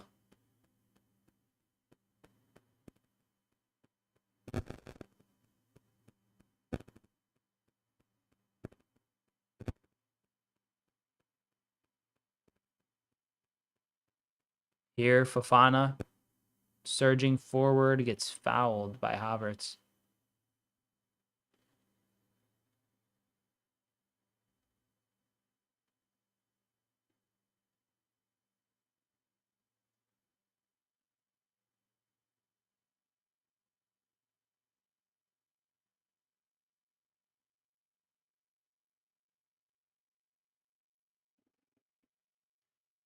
Here, Chelsea with the cross in. Chelsea still, Pedro Neto, he takes his shot. It's out for another corner. Big moments here for Chelsea. Could they find an equalizer? An equalizer for them would be massive. Obviously, lots of game left. They could still sneak something out here. But all in all, Arsenal have been the better side. I think this stems from some Twitter accounts making money from interactions. He was happy to see us humiliated. You can imagine wanting to join us. Oh my God! Pedro Neto! Pedro Neto with a absolute banger of a goal to equalize for Chelsea. Portuguese winger signed from Wolves this summer. Rocking up to Stamford Bridge and getting the equalizer in the derby versus Arsenal. Arsenal, they've lost their heads a bit, it seems. Oh my God, he's doing every celebration. He's celebration maxing too. What's up with these dudes hitting 6 different celebrations? Like, I get it, I guess, but like, no, this is... That goal was good though. I have to see a replay of that. That was class. Fernandez, I should say. Yeah, it was just a peach of a strike. Oh my God. Oh my God. Just absolute laser of a shot. Going away from the keeper. Yeah, Rye's never getting to that. Well placed. Enzo Fernandez with the assist. Pedro Neto with a good strike from outside the box. Get Chelsea level. Huge. The one thing I'd have to say, Ali, as much as I like, his case is obviously like he did turn us down. London is blue, says Tian Team Up on TikTok. I think he did obviously turn us down, which is always gonna be a little sour. but he's getting like he's being shown that Real Madrid is not all as it seems. As soon as as soon as things go bad, Real Madrid will turn on their fans. They have such a huge not on their fans, on their players. They have such a huge expectation for what they want to do every season. If you're not able to deliver on that, you're out, you know. Even if it's unjustified. Oh, Marino in for Rice.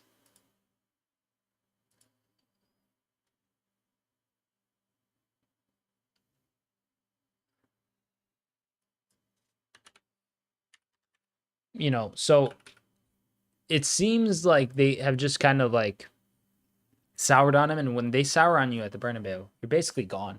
I feel like he'll start to see that it's not as rosy when they are just kind of like, wow, Arsenal nearly just scored.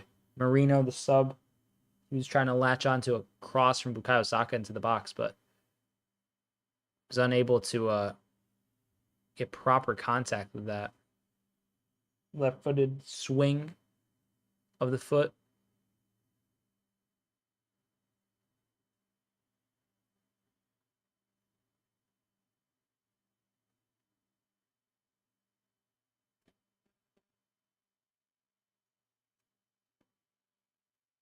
Back to Arsenal and Chelsea both being on 19 points. This would mean this result would have Chelsea finish ahead of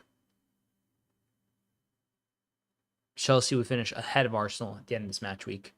Any games on Xbox asks at Tion Team Up what team you support. I feel like he probably supports Chelsea, mate. Just a little hint for you in his previous message, I think. Partey here to Odegaard. Saka. Bukayo Saka. Odegaard lifts the cross. Oh, wow. Robert Sanchez just barely gets to it. Barely gets to it.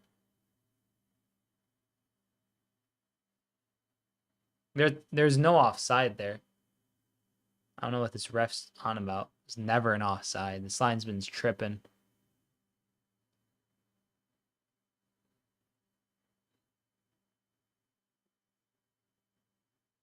Palmer's been pretty absent today. Not a whole lot to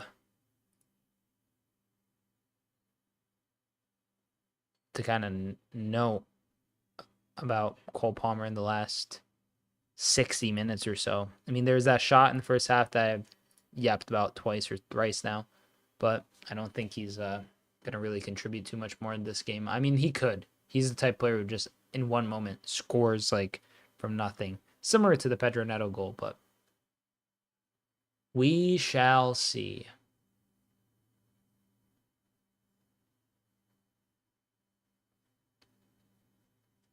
Here, a long boot forward. Gabriel heads it. Pedro Neto gets to it. And Gusto is Jackson off. Jackson might be on. Nicholas Jackson scored! He's off. He knew he was off. I had a feeling he was off too, but like the linesman didn't say nothing. Yeah, dude, so off. Well off. Well off there.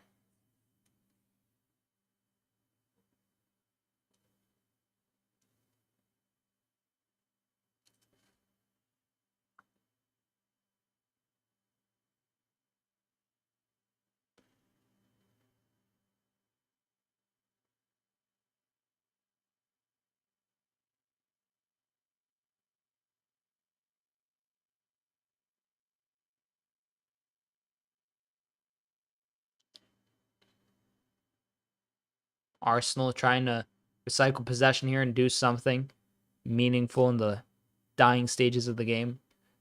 Still level after that Pedro Neto strike that found Chelsea 1-1 with Arsenal here at Stamford Bridge.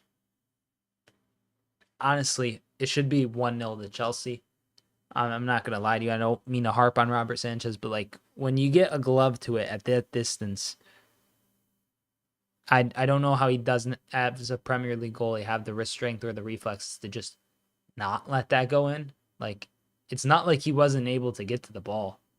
Pedro Neto sends another shot. This time it's blocked, and a foul on Kai Havertz. Arsenal get the free kick.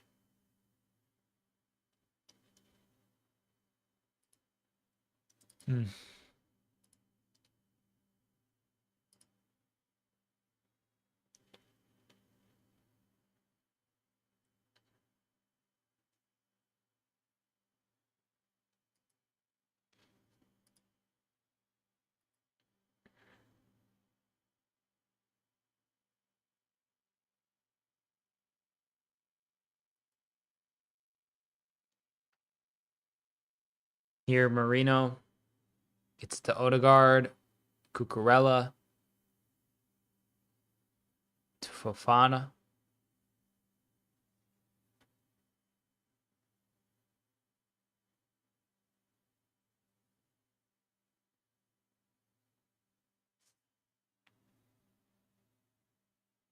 Gusto with a great interception there. Gusto still finds Jackson, who's onside this time. Jackson with a cross, a cross that goes across the face of goal. No one there. Saliba there to try to get it to Marino. Marino gets stumbled, and Arsenal gets advantage. Advantage played. Here's some good play to Timber. 78 minutes have elapsed.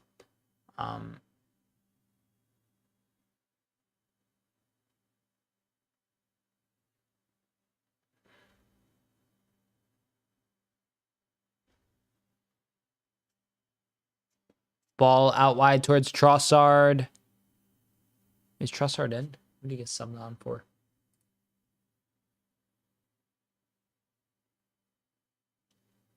Definitely Trossard for Martinelli.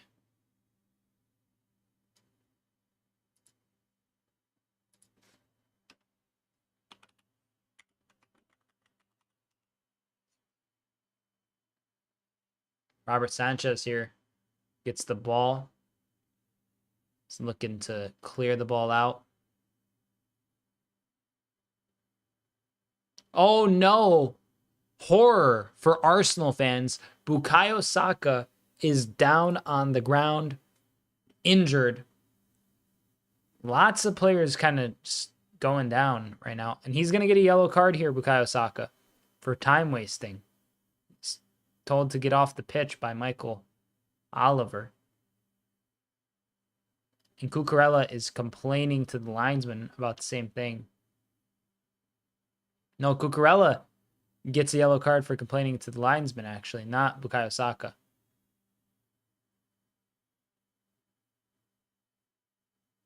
That was a foul there by Cucurella on Saka.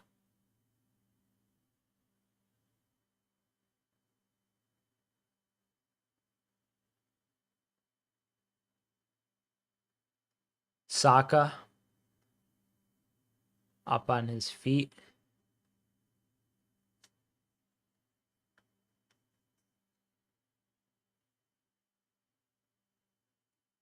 Gabriel Jesus set to come on for Bukayo Saka, it seems.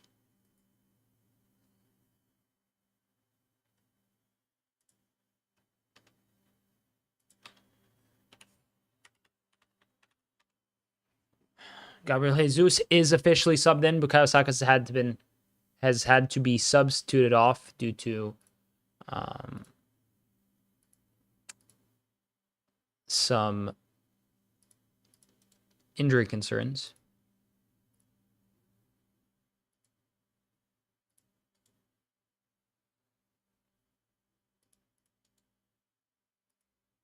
Sanchez comfortably catches this ball that just bounced towards his direction.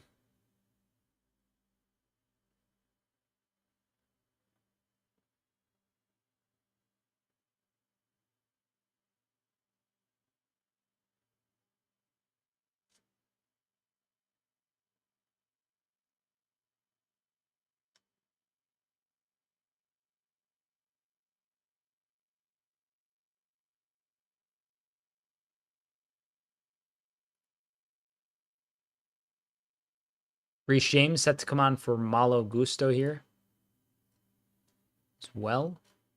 Make this sub. Malo Gusto had a decent game. He's been convenient for Chelsea across the last couple seasons, Malo Gusto. In terms of being able to play on the left, being able to play on the right, plays more as like a wing back sometimes, inverts sometimes. Is really high up like an attacking fullback. So definitely like a solid utility player who's grown into like a first team or just thereabouts type of figure at Chelsea, which I don't think many people anticipated when he first signed. It's not like he's someone like Benoit Badiashile who's like totally out of the like God. Oh, Mudryk! Mudryk's through! Oh, Raya times it brilliantly. Raya does really well. Nothing comes of it, though. Enzo wins the ball. Enzo still looking for a pass. Finds Moise Caicedo. Chelsea want the win here. Caicedo to Pedro Neto. Pedro Neto stands on top of it. Urian Timber. Reece James sends in a cross. It's blocked out. Still Reece James. Havertz is mad that Reece James just sent him to the ground.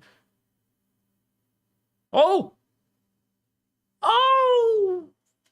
Jackson's header. Just nowhere, mate. Nowhere to be seen. No sympathy for Saka after what he did to Tsimikas.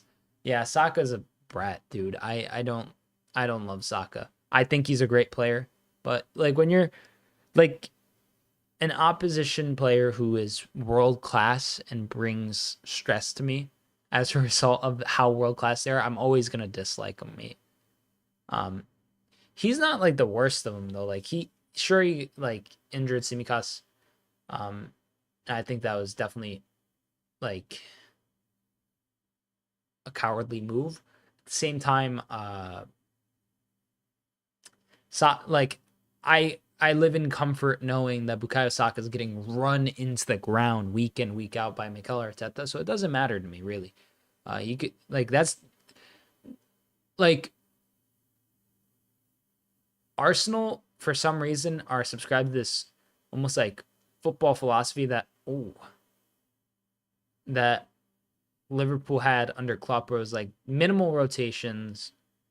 Forget all that. Like obviously, like it's pretty clear who Liverpool's starting 11 is now. But that's more so to say like Saka, his career, his longevity of his career is totally tied to the decisions that Mikel Arteta makes, how long he decides to keep him in games. Now, I'm not saying he should have subbed him off earlier in this game or whatever, but on a week-to-week, month-to-month, game-to-game basis, like that compounds, and it becomes worse and worse.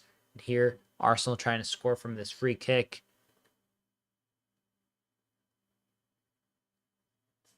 Five minutes plus stoppage time or thereabouts in the game. Still level between the two sides. As always, if you're new to the channel, consider subscribing on YouTube or following me here on TikTok or Twitch, wherever you please, whatever your most preferred platform of viewing it on is. I'll be live probably, well, not next week, but I'll be making some content over on YouTube, and probably November 23rd is when we're back. Oh, no. That's their last 5 games. No, I'm tripping. November 23rd is around the time I'll be back for watch-alongs. That's when Premier League's back. But until then, I'll probably have some kind of videos out in terms of commentary on the general standings and ongoings in the Premier League this season. Beyond that, probably go live or something for one or two other things. But yeah, until then, feel free to subscribe to me over on YouTube, where I'll be probably posting more frequent content about this season and stuff beyond that. But lots of people over on TikTok. So thank y'all for joining me throughout the stream today. I know there's still 4 or 5 minutes plus stoppage time in this game. And Nicholas Jackson, is he through? He's not. David Raya's done really well here in terms of sweeping his box outside of his box to make sure There's no threats in the area. Here, Leandro Trossard, some step overs. Leandro Trossard still. Trossard lays it off. Odegaard, his shot. It's low. It's blocked. Mudryk, heavy touch. Nothing quite. Chelsea trying to fight for possession. They can't quite get it. Arsenal doing well to retain it themselves. It's been a pretty enthralling last 5 minutes or so as Arsenal is just really throwing bodies forward, trying to get this goal. Chelsea the same, but a little more kind of patient Chelsea. Here. Oh, a save! Oh, what a miss! Oh, what a miss by Leandro Trossard. Wow, man. What a game. What a game. See this again. Good ball to Gabriel Jesus, who might be offside there to begin with. Cross comes in. It's a back heel. And then, so it's a cross from Gabriel Jesus. Takes a deflection off Caicedo, it looks like, actually. And then Caicedo just absolutely crushes Trossard's leg after Trossard misses that chance. Caicedo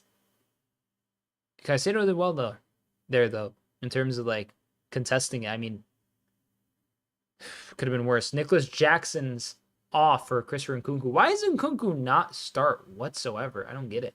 He's clearly a better player than Jackson. No offense to Jackson, but like, let's be real here. Think Nkunku's number 19 for Chelsea.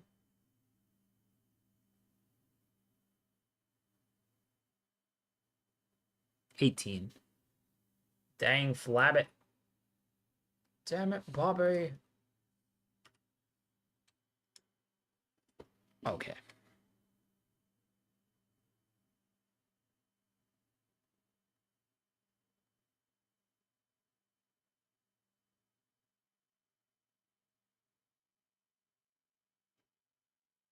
Arsenal trying to drive forward for a few more times while they have the opportunity to do so in this game.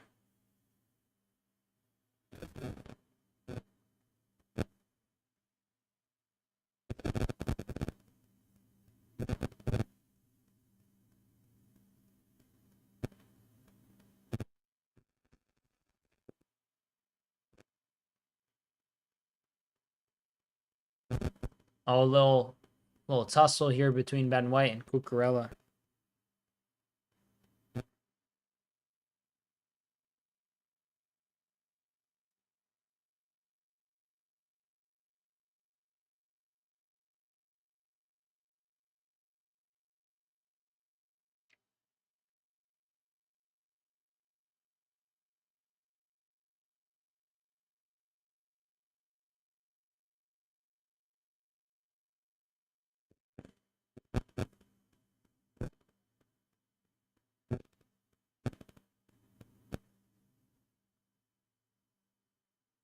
Here, Mudryk receives the ball, lays it off to Caicedo. Pedro Neto. Long ball out towards Fofana and now Colwell. See how much stoppage time is being allotted here to Chelsea and Arsenal. No announcement on the stoppage time yet. Obviously, there'll be some, but it's been 25 seconds. They haven't said anything.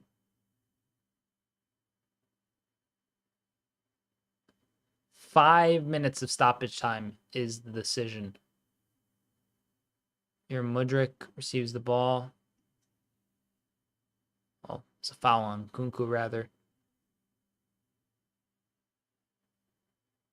Here, a long ball towards Pedro Neto on the right wing. Pedro Neto cutting onto his left foot. Sends in the cross. Oh! It goes over everyone and kind of bounces towards goal, but writhed as well.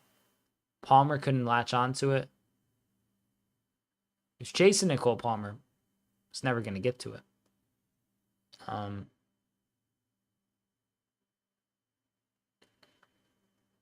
Here, Arsenal trying to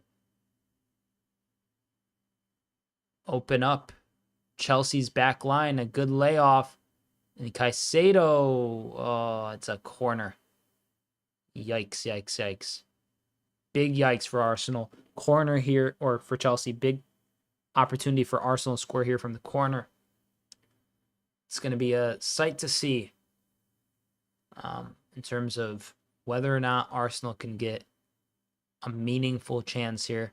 I believe it's their third corner of the evening. It's hard to say who's looked the better side.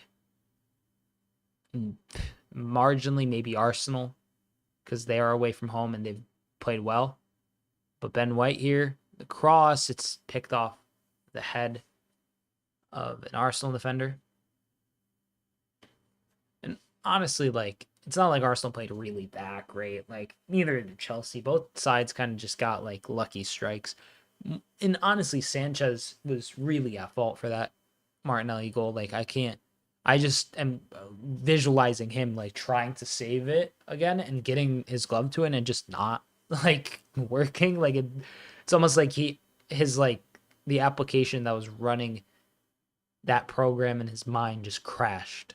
Just full on blue screen of death crashed. He forgot what he had to do halfway through the save.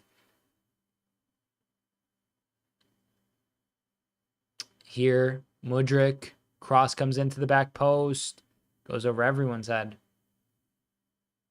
Here, ball is cleared. Caicedo is mad that he gave away the ball there. He's fuming, really. Timber.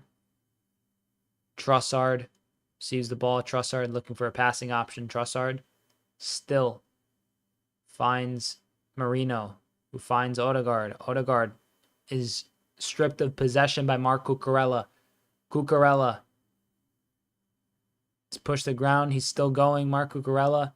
Foul called on Cucurella. Well, foul called on Odegaard. And Chelsea get a free kick here. Michael Oliver is about to spray the line to set up the wall in the spot from which the free kick will be taken.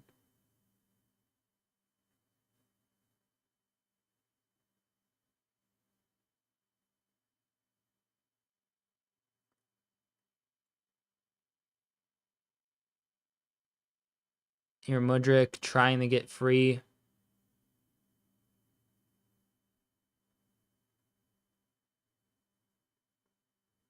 Chelsea have a throw in here. The last minute of stoppage time is upon us. Here. Oh. It's rough play there. Chelsea concede a goal kick. Can Arsenal get the ball up the pitch quick enough to maybe score the winner? We shall see. Oh, they play it short, which is a little weird. Guess they're just comfortable with the draw at this rate, which is weird. Like, if you want to compete for the title, you're not. This is a bad result. You know what I mean? Arsenal still have maybe some time. Marino plays the ball forward, and this could be the opportunity. You're in Timber to Trossard. To Odegaard, to Gabriel Magalhaes. Oh, my days. Havertz, or Trossard, the recipient of that cross from Gabriel Magalhaes, can't latch onto it whatsoever. Borderline offside. And just up. That was, who was it? It was Trossard. Yeah. Trossard latches onto it with his right foot, and it's just a terrible finish. Full stop. Havertz. Oh my God. Arteta's on the ground. Arteta was rolling on the ground just seconds before the handshake with Enzo Maresca. And that is that, ladies and gentlemen. 1-1 the final score. Kai Havertz looking like a fool for celebrating against Chelsea a little too early. And mate, it's a scary, scary time if you're an Arsenal fan. Dropping points in that fashion just borderline keeps you in the title race. Because now on 19 points, that's 6 points behind Liverpool, 4 points behind City. You have to expect both of them to drop points and for Arsenal to take advantage each weekend in which Liverpool and City drop points. That's a really hopeful kind of outlook, I think. But yeah, credit to Pedro Neto for his strike. Credit to Gabriel Martinelli for his strike. I think Robert Sanchez probably should have gotten a glove to that Martinelli goal. I'm gonna be honest with you. So all in all, feels like it's kind of Chelsea's game that they lost. Chelsea will feel, I think, a little more hard done as the home side and as the side that, quite frankly, had a goalie who had gloves that were basically just made of ghost spectral material or whatever. It was just awful. I think Robert Sanchez has to get switched if Chelsea want to have a consistent push. I think Arsenal has to play a bit more clinically, has to stop floating around so much, has to really find what they want to do, I guess, in terms of, because there's some games where they'll just put up, like today, there's phases where they had everyone behind the ball. There's phases where they were more proactive in getting forward.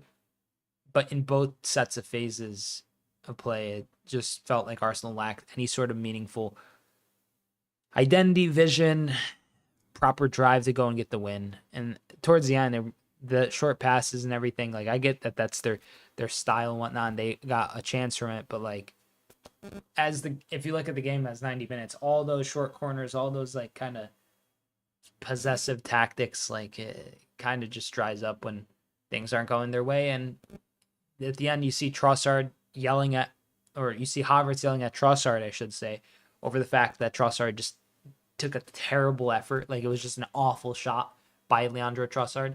And on top of that, you add in, the fact they dropped points right now against Chelsea. They're level with Chelsea now. Everyone was saying Chelsea wouldn't even be in the top 4. They were saying Arsenal would win the league. Look at it now. Chelsea's ahead on goal difference after 11 match weeks. Arsenal's a kind of a team, maybe not in free fall, but a team that's just wandering and unsure of what they are. And I think for a young side like Arsenal, I know they're not the youngest anymore. To lose to the youngest side in Chelsea, now youngest side in Chelsea, for a side like Arsenal who had aspirations so high at the end of last season, it's a bleak look. But thank you so much for joining me. Hope you enjoyed the stream. Subscribe if you're new. Follow if you're new as well on TikTok. I'll be live November 23rd once all the match weeks come back. We have the international break coming now. So as always, it's going to kind of cut up everything. But I'll have new content on YouTube. I'll see to make some kind of TikToks that I post. So feel free to follow or subscribe to stay up to date and to be in the loop as to all the games that are going to come once the international break has concluded. Thank you so much for joining me. Hope you enjoyed the stream today. Chelsea 1, Arsenal 1 final score at full time. Goal scorers, Pedro Neto for Chelsea, and for Arsenal, it was Gabriel Martinelli. Thank you so much for joining me. Hope you enjoyed the stream. Subscribe if you're new. I'm Sideline Sedo. Peace.